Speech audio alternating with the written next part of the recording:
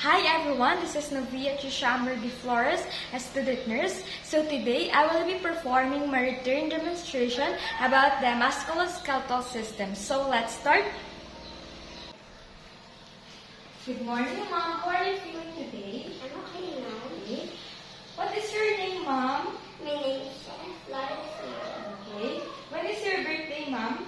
September 2039. Okay. I am Novia Chishamber de Flores, a student nurse from Medical Colleges of the Philippines. And today I will assess your musculoskeletal systems. Is that okay with you, Mom?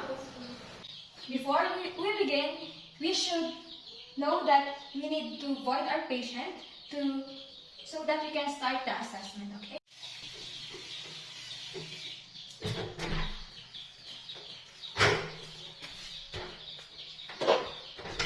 First, we need to perform hand hygiene to prevent the transmission of microorganisms, and of course, if there are any curtains and doors, close them as well to ensure the patient privacy. And of course, we need to explain the procedure and the purpose of our assessment to our patient. Okay? So, Ma'am, the procedure is I will just inspect and palpate the upper extremities. This includes your arms and your hands, and the lower extremities. This includes your legs. So, the purpose is because if there are any abnormalities, I need to take note of that for further complications. Before we begin, do you have any questions? No. But I have some questions to ask. Is that okay with you? Okay. Have you experienced broken bone? No. Have you experienced any dislocation of a joint? No.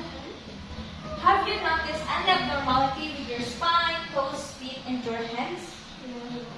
Do you experience any difficulty in walking, jumping, or playing? No. Okay.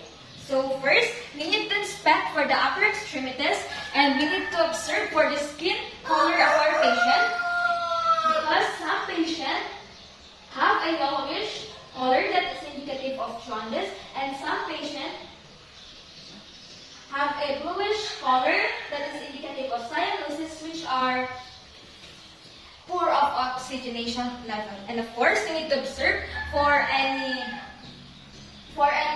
presence of rashes, lesions, and the deformity. And after that, we need to palpate for her skin, for the patient's skin temperature, and we need to use the back of our hands because this is more sensitive than this part. And of course, we need to palpate that for her texture, and again, we need to use this part of our hands to palpate for the texture, and of course, we need to palpate for the presence of masses.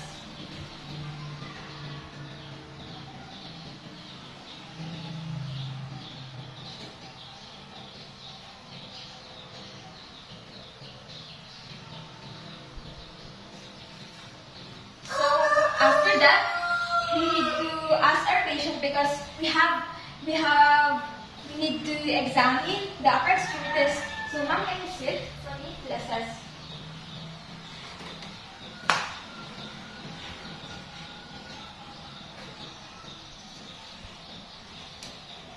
So first,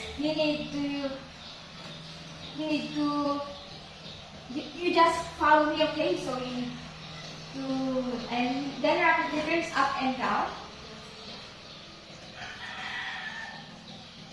And then next, you need to raise your both arms vertically. And you need to put your hands on the back of your neck. And on the back. Okay? Do you feel any difficulty or pain? No. Okay? Next, you need to flex your arms. You need to flex your arms for opposing position, and of course, we need to put force, and of course, we need to put force, ma'am, for opposing resistance. Okay. The next. Again. That part. And next, we can proceed to the abduct and adduct. Abduct is away from the body, and the adduct is towards the body. Okay, ma'am? You need to follow me, okay?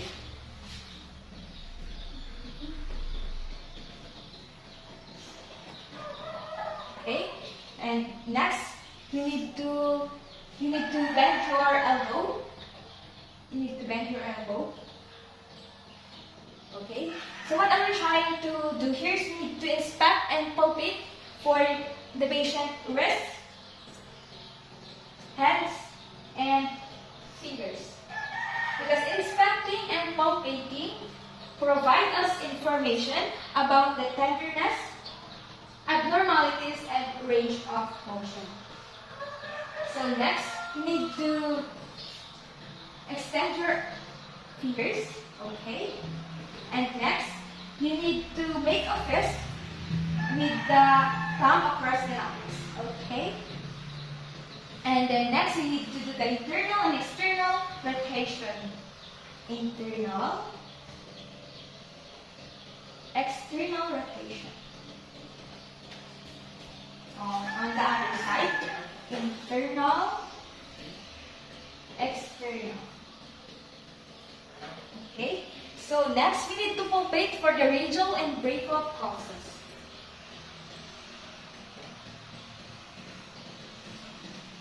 This technique helps us for the peripheral vascular of the upper extremities, and last assessment for the upper extremities is you need to squeeze my hands.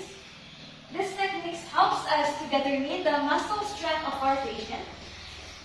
Okay, next. We can now proceed to the lower extremities, so we need to assist our patient in the supine position.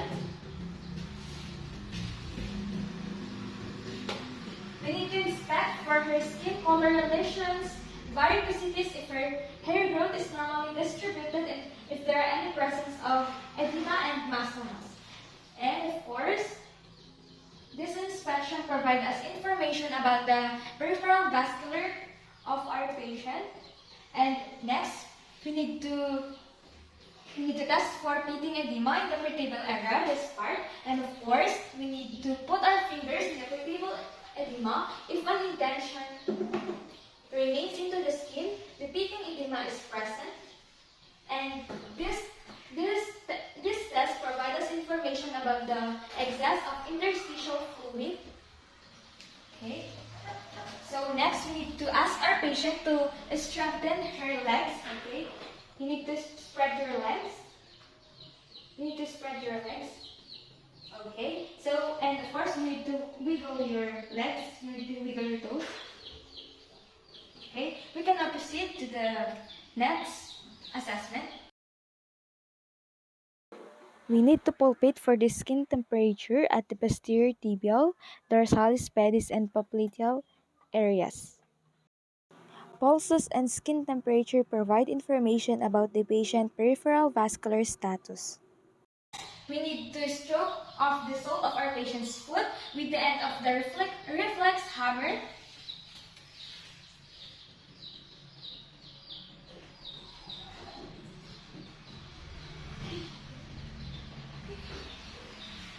And next, we need to assist our patient in a standing position. We need to stand now.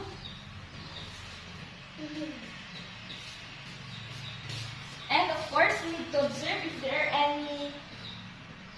any presence of scoliosis, kyphosis, or lordosis for the spine curvature. And next, we need to ask our patient to put our arms on her hips, just like this, and we need to abduct and abduct, abduct. And next, you need to follow me, and you need to move your knees laterally, again, medially, and on the other side, laterally, medially. And next, we need to assess for the dorsiflexion and the plantar flexion. You need to follow me, just like this.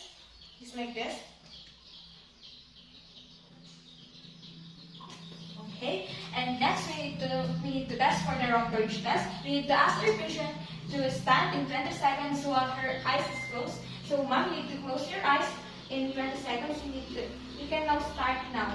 Okay. Well, as a student nurse, we need to be alert because because some patient might be fall or injury related to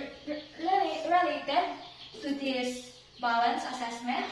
And during this assessment, and of course, if our patient is swaying, that is normal, but our patient should maintain her balance. So this is the last assessment of our musculoskeletal system. So, ma'am, you can now open your eyes, and we need to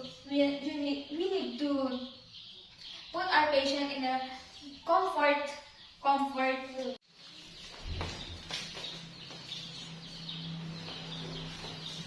We need to assist our patient, and of course, before we leave our patient, make sure that she is comfortable and safe. And of course, we need to perform hand hygiene to prevent the microorganism. And of course, we need to document all the data. And that's all. Thank you for watching. This is Computer Chamber before us, a student nurse from Medical Colleges of Northern Philippines. Hope you learned something today for today's video, guys. Bye! Bye.